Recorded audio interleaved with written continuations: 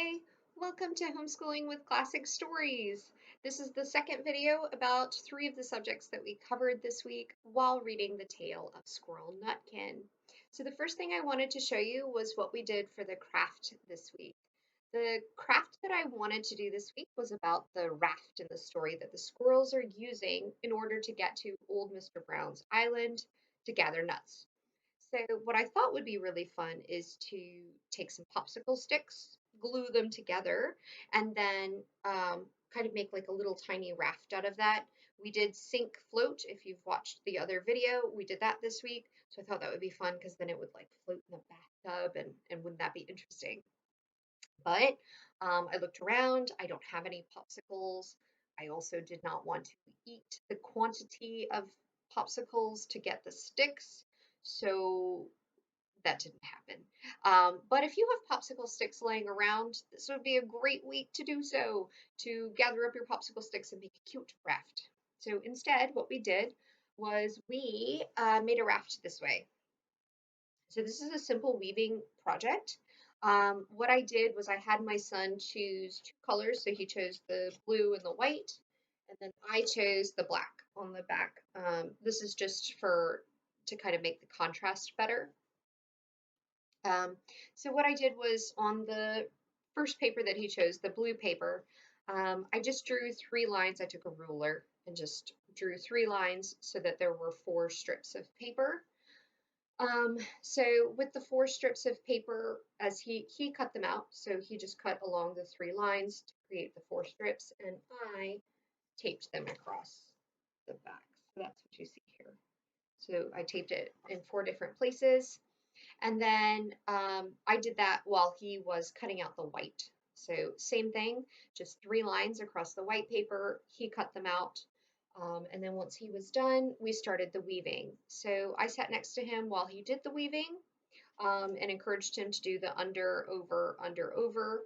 The other thing I had to help him with was like squishing it up, that sort of thing, like making sure it's all even.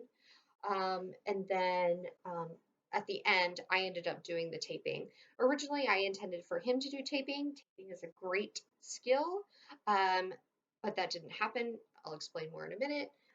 But for taping, I just sort of taped in needed areas and then a few across to make sure that it was sturdy. The reason he didn't do the taping was because as soon as he finished this, we had been talking about that it was a raft. So what he did was he went and gathered his stuffed animals and decided that he was going to use this as a raft. And so he kind of put it on the floor like this, put a stuffed animal on the top, and then like ferried his stuffed animals one by one across the living room floor to get to old Mr. Brown's island. It was cute. It was not what I intended to do that afternoon, but it was really enjoyable. So that's what we did. The craft itself took maybe 10 minutes. I would say that off and on throughout the afternoon, the ferrying of the stuffed animals took place. So this actually ended up taking quite a bit longer than I intended for it to take. You might be curious why I chose four. That is not quite the level that he is at, being 4.5, but he is really, really adamant that weaving is terrible or has been in the past when we've tried it. This time he really enjoyed it. So that's why I only chose four. If your child is really good at weaving, like with paper and has done weaving with paper before, by all means cut more strips and make it a bigger activity, like a more detail worked activity. You can also color on the strips before you do the weaving, and that's really nice too. So that's what we did for our craft for this time. As for nature, we live in the city, so we don't really have a lot of nature. But because they are squirrels and they were going to gather nuts, I wanted to focus in on nuts this week for nature. So what I did was I just looked around my house to see what nuts I had. Turns out I only had three, sort of. I had some walnuts, I had some almonds, and I had peanuts, which are not really, they're not a tree nut, they're a legume. It doesn't matter. Anyway, they got the word done in them, so it's fine. So those three things are what we looked at. Because this is nature is sort of, it is observation and science based. We use the five senses, so like looking at each of the nuts. What does it feel like? What does it taste like? What does it smell like? What does it hear like? Which is like nothing. I just had him rub his fingers across it, but they don't sound like anything. I had him bang it on the table too. It's not really producing of a great sound. Um, but um, but other than that, and then smelling it, nuts don't really smell like much, I guess. Anyway, so that's what we did for nature this week. If I had access to it, I would have taken him to see some trees, but that's not something we had access to. So instead, I just, on our bigger monitor, I just pulled up a Google search and I typed in each of the nuts. We looked at what the trees look like, which was really interesting, so that he could see that this product that he held in his hand came from this tree. And then subsequently, after that, we looked at where in the world these things grow because he knows that they don't live here, so that he can't see them. So we looked at where they grow in the world. And then that sort of led us down a rabbit trail because my son really likes maps. So that took longer than I had anticipated. We looked at flags of different countries based on where the nuts were. It was a whole thing. My intention was actually to show him a video of the harvesting of either almonds or walnuts, or I guess peanuts too would have been fine. So I wanted to show him like a YouTube video of that, but we never ended up getting to it because we got a little sidetracked on the nuts, of the maps of where the nuts live. Um, but if your child wants to kind of see the harvesting process, that would be something really exciting to have a look at together. Is how is it that these nuts that come in like a bag from Costco, how is it that they got here from the tree that we just looked at? So that's what we did for nature this week. It was just having a look at nuts. Math this week was the worksheet that I created. So you'll find a link to that below. So it's just to the Google Drive below. So you see that the focus this week was a bar graph. And so it's old Mr. Brown's gifts. Beatrix Potter talks about them being presents. So if your child is hung up on presents and gifts, you might want to have a moment to talk about presents and gifts, as being, synonyms. But all that you see here is the top number is 7. The highest number of gifts that they give is 7.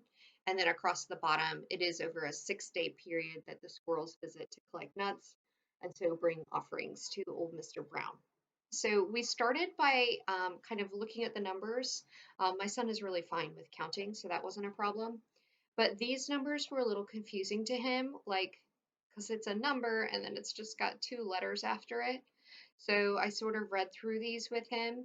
And then again, we talked about the days of the week that are associated with these ones.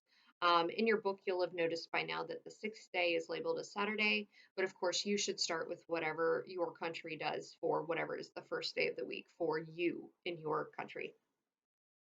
I then had him go ahead and pick 6 different crayons. Totally his choice which 6 crayons he picked. When you see his, you'll notice that right away.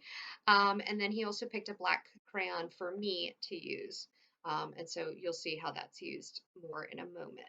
So let me go ahead and just show you what his looked like. So to prepare for this, crayons, the paper, and you'll still need your book. So you will need your Beatrix Potter book to do this activity. So this is the one my son did. So you notice the colors.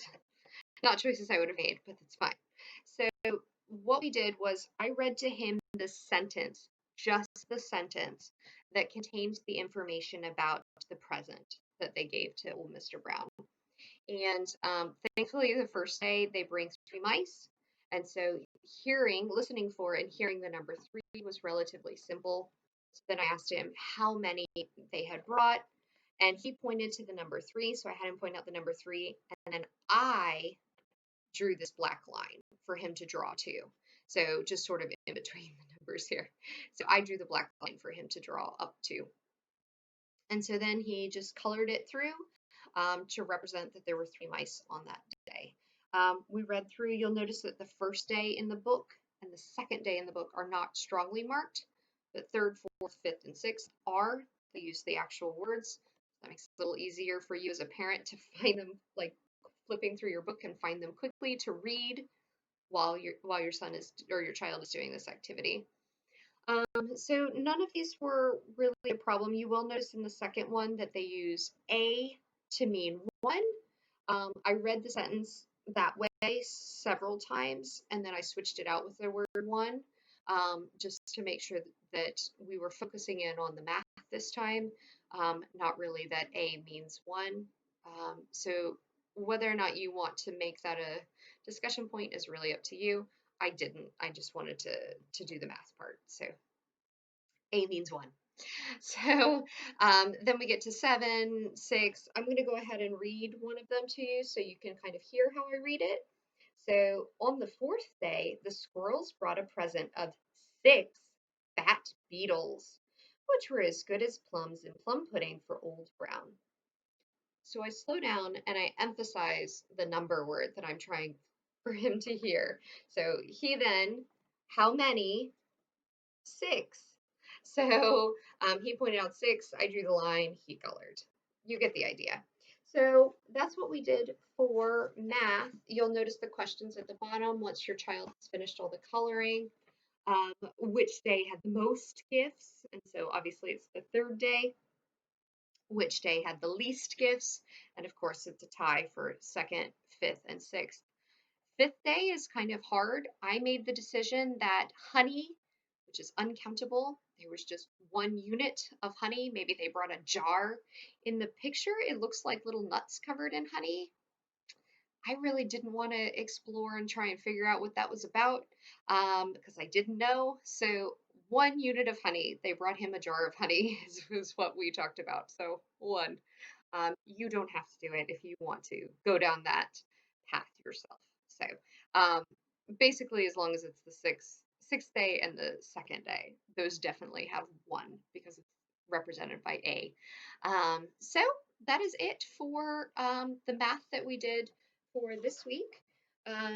So you've now seen kind of 6 of the elements that we did based on Beatrix Potter. Next week, we're going to be reading another story, so we'll be going into week 3 for next week. Um, so I will see you then to discuss our next story. Have a nice week.